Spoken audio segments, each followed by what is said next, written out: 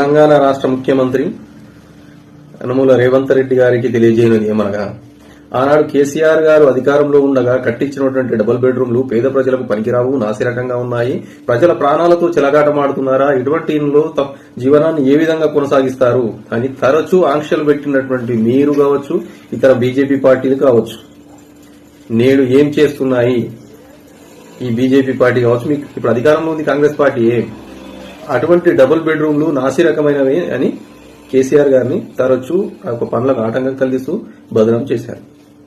సరే, అయినా కేసీఆర్ వెనకాడకుండా కొన్ని లక్షల ఇళ్లు కట్టించారు.